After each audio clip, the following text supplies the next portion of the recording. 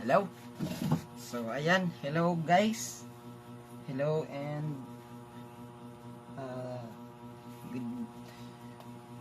Hi. So today magkakaroon tayo ng different examples and exercises when it comes to projection drawing or pictorial drawing. So as you can see, nandito yung plate natin. Ito. So alam ko na marunong na kayong lahat gumawa ng plate.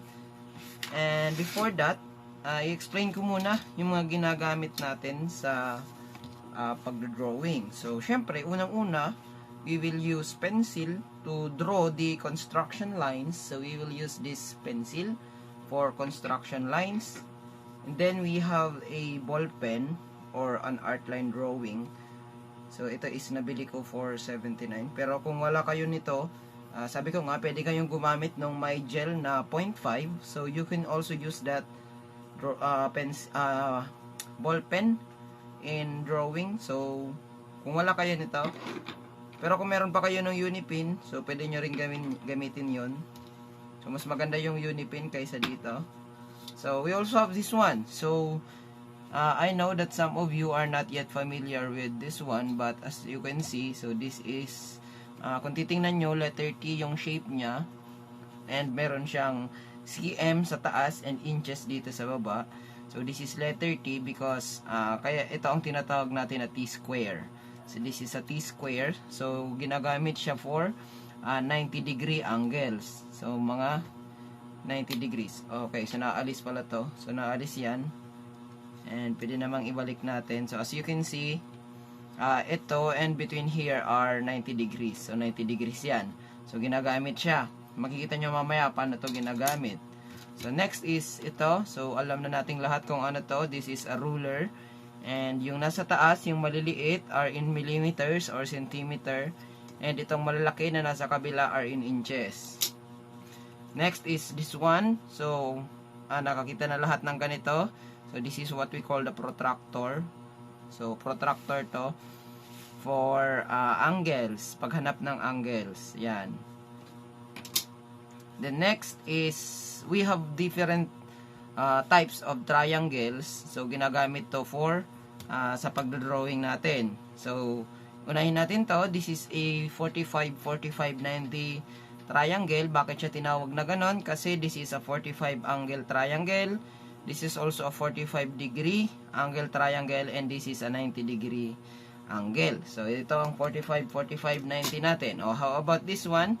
So ito naman, everyone, this is the 90 30 60 90 degree triangle. Kasi meron tayong 30 degrees. So kahit i-measure nyo yan sa protractor, kung itatry nyo na i-measure to, this is 30 degrees. Okay.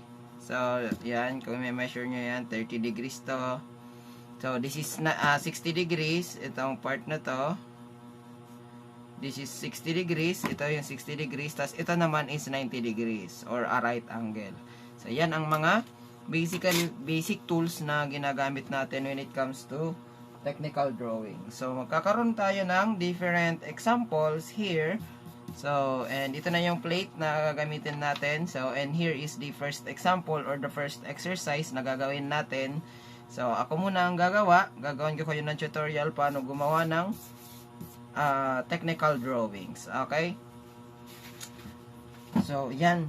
Guys, let's start. So, diba, sabi natin is we will determine the starting point of our drawing. So, papansin niyo this is a first angle view. So, ito yung front view. This is our front view. So, ito yung front view natin. Therefore, kung ito ang front view natin, so, itong part na to, itong nandito sa baba, this is our X. Okay, itong nandito naman sa taas, yung Y. Okay. And ito naman yung nasa Z-axis natin, itong 60. Okay? So, kumbaga, ito, this is our Z-axis. Kasi, diba, tatlo yan. So, diba, dun sa pag-drawing natin, yan. So, kung ito yung front view, dapat itong part na to, dito natin siya ilalagay. Kumbaga ito ang ating x, and ito yung ating y, and ito yung ating z axis. Kumbaga lahat ng nasa x, ilalagay natin siya dito. So yung y dito natin ilalagay, and yung z dito naman siya ipo-portray. So let's start first by drawing yung mga axis natin. So 'di ba ang kailangan muna natin is to look for the dun sa ating front or dito sa starting point. So, di ba, andito yung ating starting point. So, sabi natin last time, so basically hatiin natin itong ating i-measure natin. So, this is i-measure natin tong plate natin. This is 30. Okay, so about 40. So, ang 2/3 ng 40 is nasa mga 13 plus 13 26. Okay, so mga nasa 13 mm. So pwede na yan. So dito sa may part na to sa 13. And then sabi natin about 1 inch higher. So galing dun sa ating base nung title block. So 1 inch higher. So therefore, pag makuha na natin itong point na to, as you can see, ito yung ating point. Itong dulo na yan. Diyan yung magsisimula yung starting base natin. Now, from this starting base, pwede kayong kumuha ng T-square. Lagay nyo dito para mag-drawing tayo ng perpendicular line. So, we will draw a perpendicular line dito sa part na to. Yan. Okay? So, we will draw a perpendicular line there sa part na yon.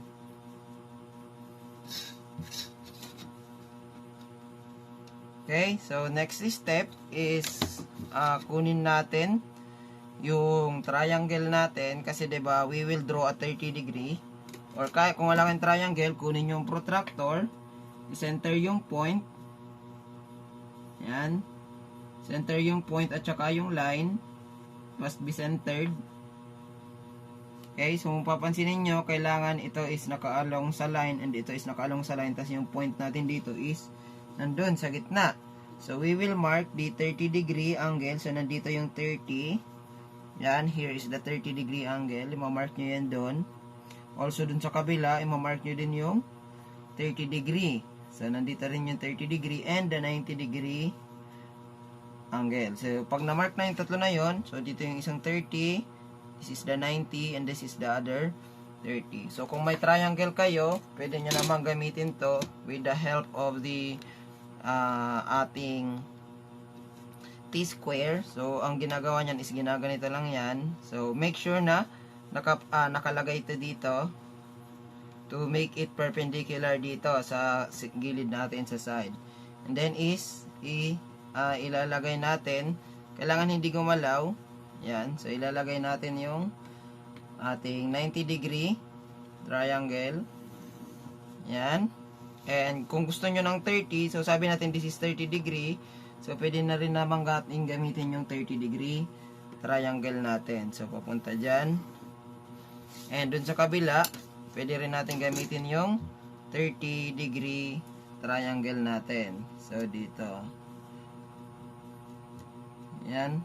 So, that's how we use triangles and yung mga tools natin. So, pag nagawa na yung mga axis na yan, so, okay. So, labelan. Sabi natin, ito ang X, ito ang Y, and ito yung Z natin. So, kunin yung plate.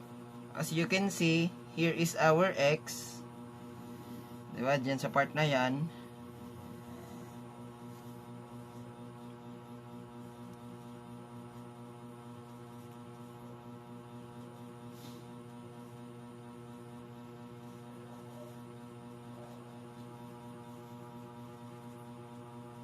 Pero baka kukulangin yung ano natin. Ay, ito pala yung X. X.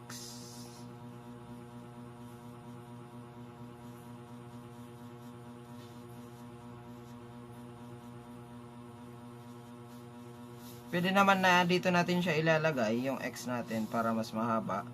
papunta doon. So dito ang titingnan natin, ito yung X, ito yung Y. Pagpalitin natin,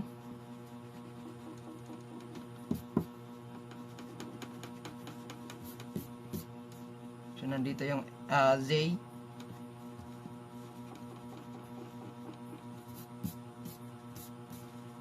So nandito yung X, and nandito yung Z natin.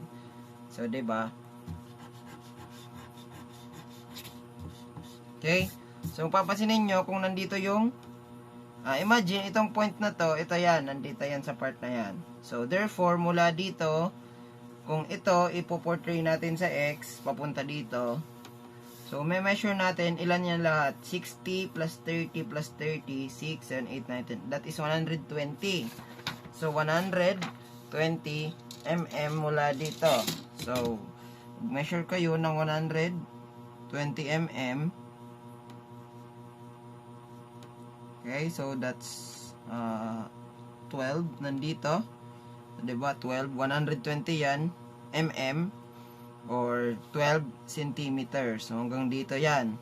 So, drawingan nyo na yan.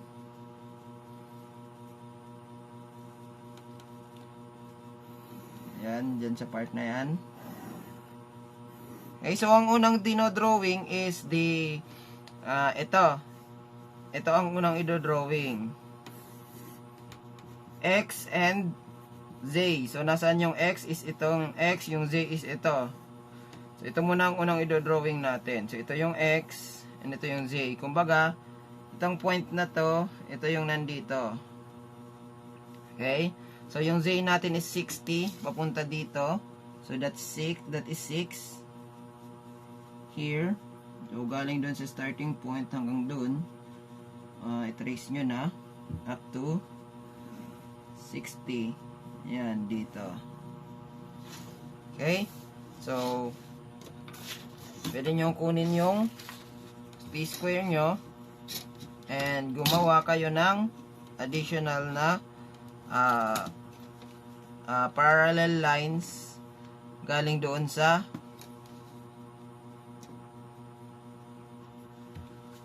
dito sa part na to.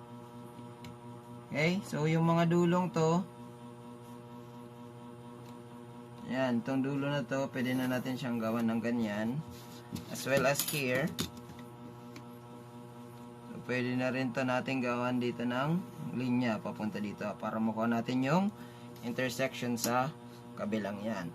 Pero as you can see, meron tayo ditong 30, this is also 30, and meron din ditong 30. Okay, 'di ba? Kasi hinati natin itong x-axis na to. So ito yung x. Kumbaga, itong part na to, ito 'yan. So hinati natin siya sa tagto 30. So hatiin natin siya sa tagto 30.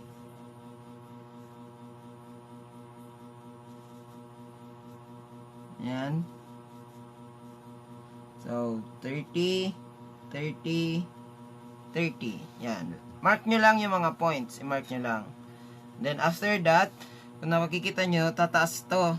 Itong dito sa, from here, galing dito sa A, tataas siya by 15. So, meaning tataas dito by 15. Okay? So, pwedeng gamitin ito.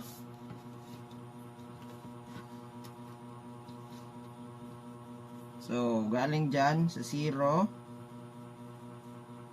Tataas siya by 15. Yan, dyan. So, also here, sa kabilang side, tataas din to by 15. Okay, so tandaan nyo dapat, vertical to. Yan, vertical dapat yan. Patayo dapat yan. Perpendicular dapat yan sa axis. Ito ang advantage ng mayroong ganito. So, pwede nating i-drawing yan vertical. And hindi tayo mahihirapan sa pag-drawing ng mga gaya nito. Oh, yan. Diba? So, basically, pwede na natin siyang i-connect na lang by a ruler. So, kung wala naman kayo nito, wala kayong gamit, ruler lang yung gamit, so, pwede naman natin i-connect na to by a ruler dito sa part na to. So, ayan. Okay? So, and then, next is, nakita nyo, nag-travel to dito sa part na to, and tumaas siya ng 15. So, meaning dito is tataas tayo ng 15 dito sa part na to.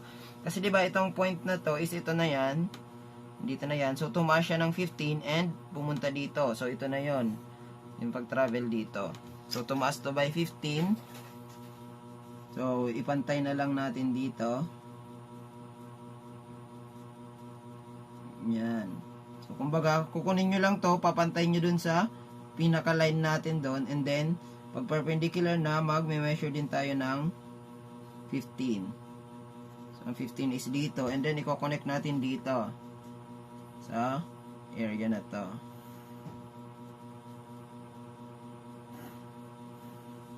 Okay, so i-connect din sa area na yan. And then, dito rin sa kabila, so, bali, meron din ditong 3,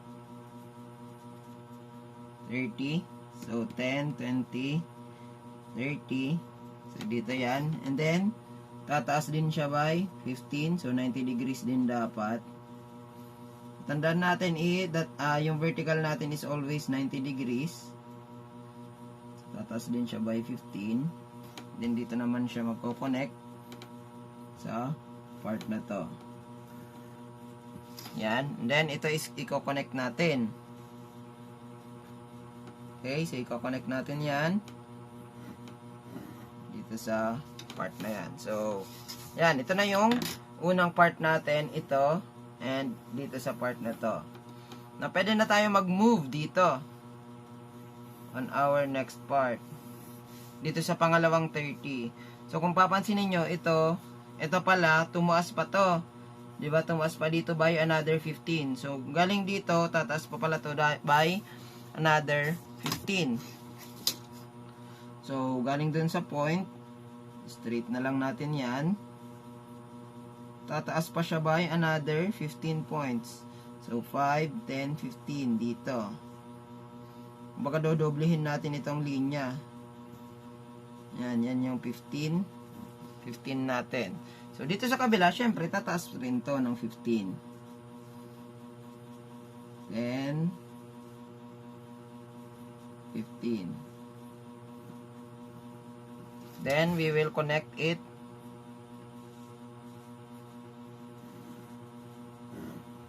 Now, anong advantage pag meron kayong mga ganitong gamit? So, tingnan nyo, yung gagawin ko is, ilalagay ko na lang to dito. And then, ito na lang. Kasi, diba, 30 degrees naman lagi yung ginagamit natin. So, this is 30 degrees. So, pwede ko nang i-retrace to dito. So, iti-trace ko na lang yan dyan. Gagawa ko ng mga construction lines. So, the same with here. So, gagawa ko ng construction lines dyan. O, diba? So, mas madali na lang. Then, titingnan ko dito. Kung papansin niyo, this is 15. Or ilan yan? 30 pala to. So, this is 30. Yan. So, pwede ko na lang tong i-measure ng 30. So, nasa ng 30 natin dyan. Galing dito. So, we will measure 3. Kahit saan naman kayo magsimula, basta pag binilang nyo, dapat 3. So, di ba? 1, 2, 3. So, nandito. Okay? So, yan. Then, pwede nyo nang i-trace yun. I-trace na lang yung ating point. Dyan. So, dito rin sa kabila, 3 din. So, 1, 2, 3. Yan. Yan. Okay. So, and then, kunin yung ating 90 degree 30 degree triangle. Yan, ipatama doon. Yan, kung papansinin nyo, ganyan na siya. Okay? So, ito na yan.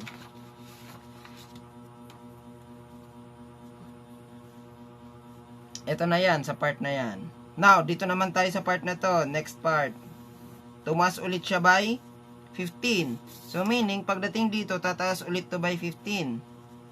Okay, so kunin natin ito. Lagay na lang natin yung vertical dito sa part na yan. So, pwede natin iusog para magsakto na.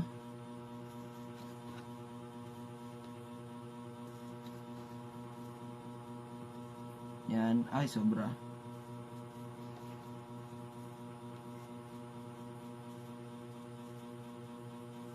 Yan. So, and then 15 hanggang dito sa taas na part na to.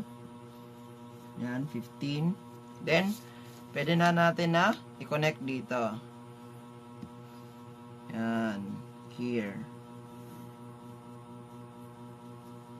Up until sa vertical din dito sa kabila. Lalagyan din natin ng vertical dito sa part na to.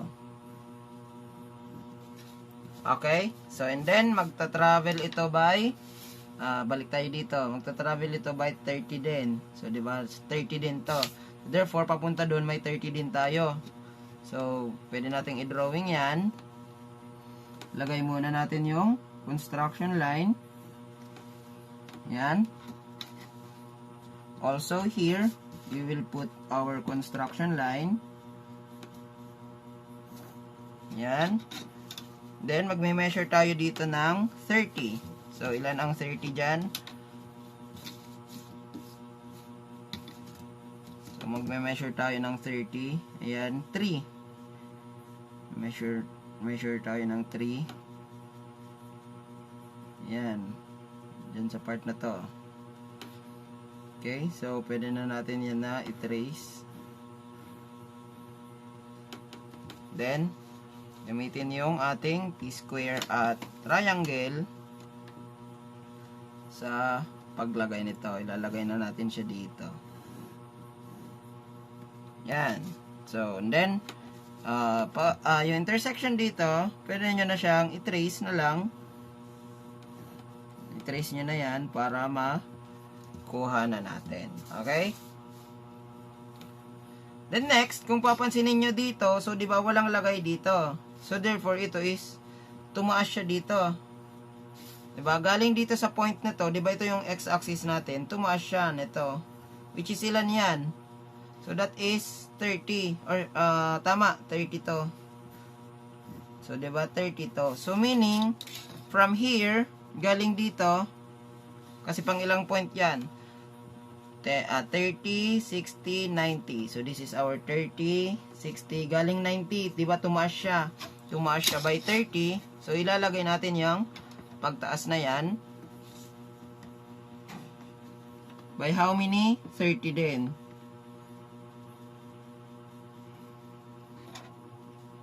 So, dapat perpendicular ulit siya.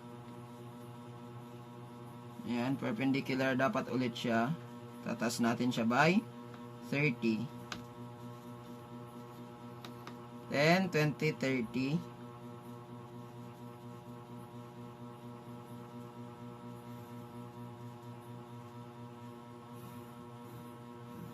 Yan. Kung hindi, in case na hindi na matalim yung ano nyo, pencil, you can sharpen it naman. Pwede nyo naman yan nahasain yung pencil nyo. So, yan. After that, pumunta ulit dito sa X along here by another 30. So, diba ito naman is, this is 30 sa part na to. So, pumunta siya dito. Gawa ulit tayo ng construction line sa part na to. Then, i-measure natin yung 30 na pinagpuntahan niya. So, 10, 20, 30 dito sa part na yan. So, dito is the 30. Then, from here, tumaas siya ulit dito by 30. So, papatasin ulit natin siya by 30 dito sa point na to.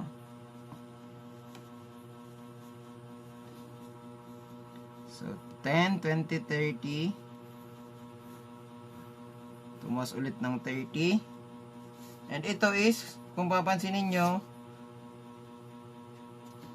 1, 2, 3. Pantay na to. So, diba? Pantay na to dito. Ito is pantay na. So, therefore, ito pantay na rin to. Dito sa part na yan.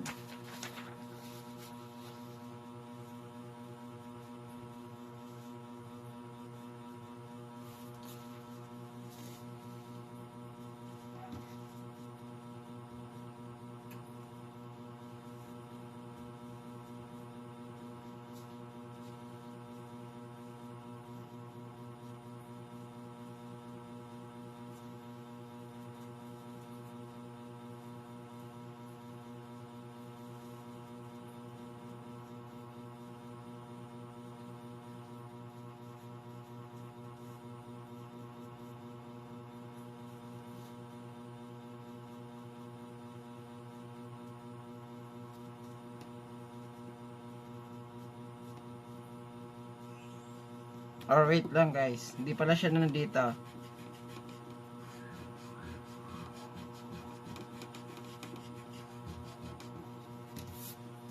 Diba ito yung X natin? So here is the X. So straight siya dito sa part na to, straight dyan. So 90 straight, tama. And then tumaas siya dito, straight. So therefore ito straight to. Okay, so straight dapat to dito.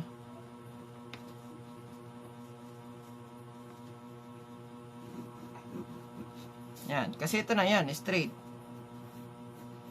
Yan, straight. So straight din dito. Yan, yan na yan. The next is dito, nakausog siya ng konti dun sa Z.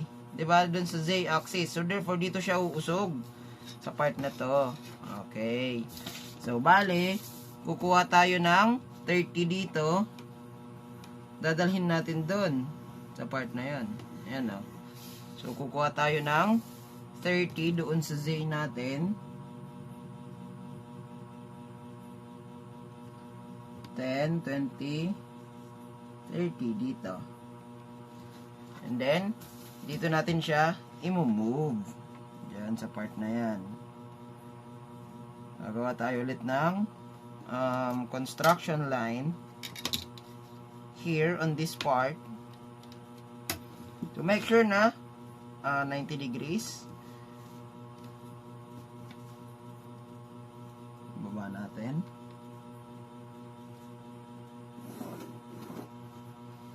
Yan. So, dito pala tayo tataas pa by another 30.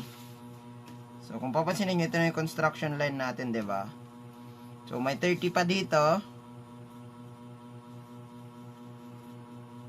10, 20, 30.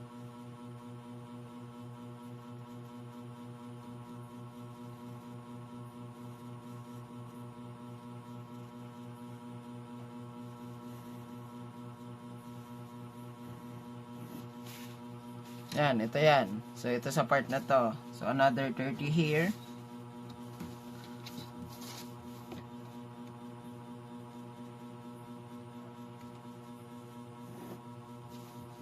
So, 30. Ilan na saan ang 30 dyan?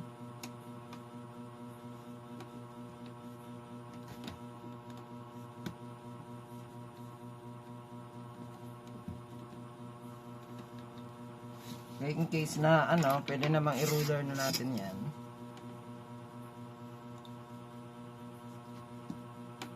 Then, 20, 30. So, nandito yung 30. Part na yan. Then, i-coconnect na lang natin siya dito. So, mayroon siya ulit dito. Pupunta dito sa part ulit na to.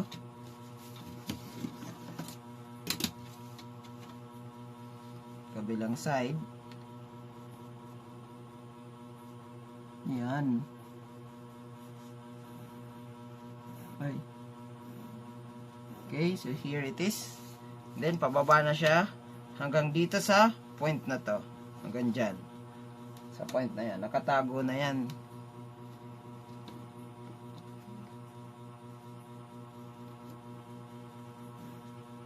Dito sa part na yan. Okay, so kung that's the isometric drawing of this orthographic projection. So kung papansinin nyo, okay, so titingnan ulit natin, itong wala na to, 'di ba? Ito wala to dito. Wala to dito sa part na yan. Okay, itong wala na yan, itong space na yan dito, eto na yan. Itong nandito sa part na to. Okay, so pwede nyo nang erasein yung mga construction lines para mas makita natin. Then, pwede nyo nang but may guhit dito. Then, pwede na natin siyang i-ball pen para ma-highlight na natin. Gamitin na lang natin tong ruler natin. So, ballpen natin tong dito.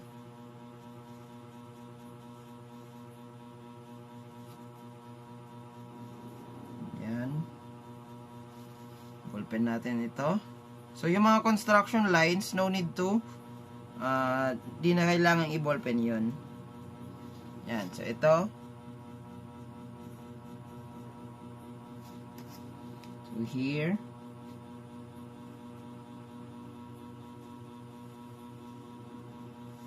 To make our drawing lines more visible. Yan, ba't hindi ko na binolpen to? Kasi this is only a construction line, itong nandito sa baba. Pwede na nating alisin yung construction line na yan. So, i-ballpen din natin ito.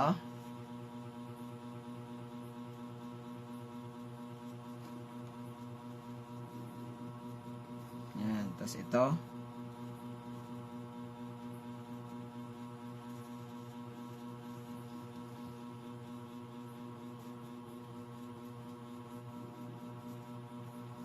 Okay, so ito pa.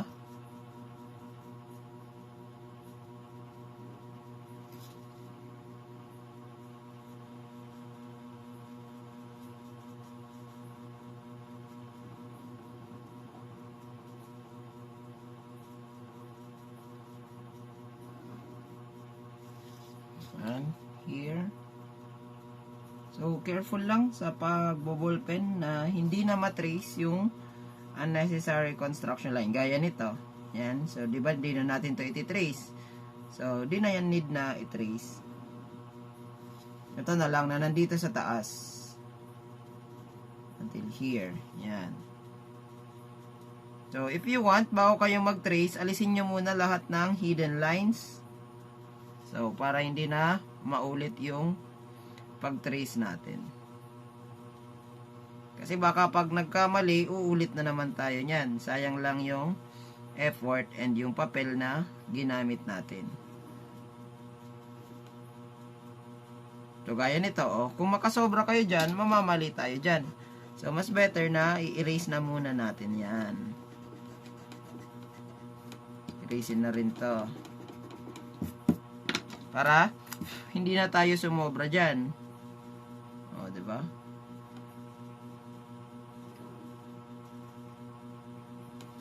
Yan.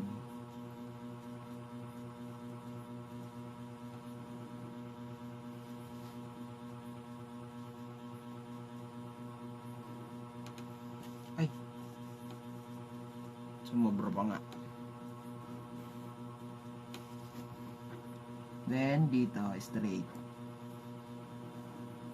So, that's it. That's the isometric projection of this orthographic drawing. Okay, so, kung may plate naman tayong gagawin, yung orthographic drawing, dito nyo ilalagay sa part na yan. Then, nandito yung isometric projection. Gaya nito, yung front view, ilalagay nyo dyan, yung plan dito, or yung side view, and then dito yung end view. So, kung papansinin nyo, nandito na yung front view natin sa part na to. So, this is the front view. This is the rear view. Ay, meron pa pala tayong dinatrace. Ito, oh.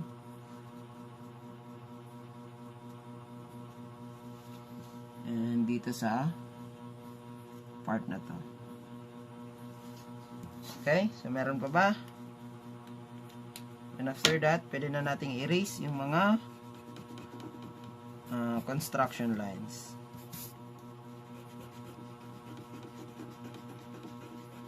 Huwag masyadong maliin sa pag-drawing para hindi mahirap i-erase yung mga construction lines. Total construction lines lang naman yan, aalisin lang din naman natin yan.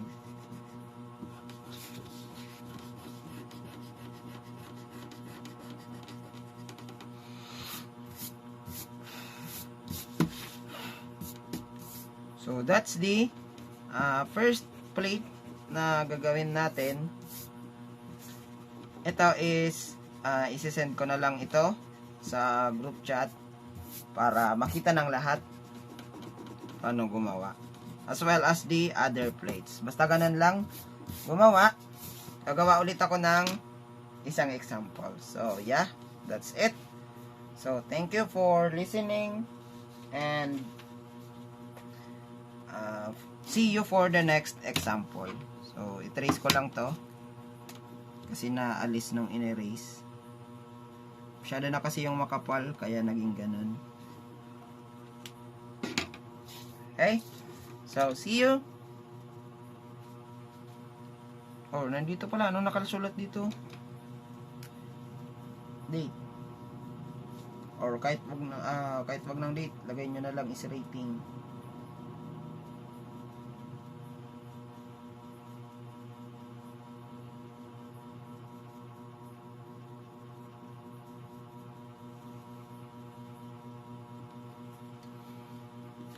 $100 na edi, sir.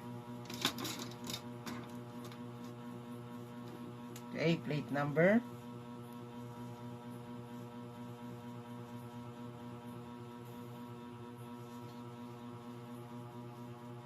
Plate number 1. PCC, Advanced Technical Drawing 2. Advanced Technical Drawing.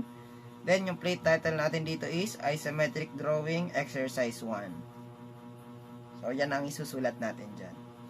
Next exercise will be exercise 2 naman. So, thank you.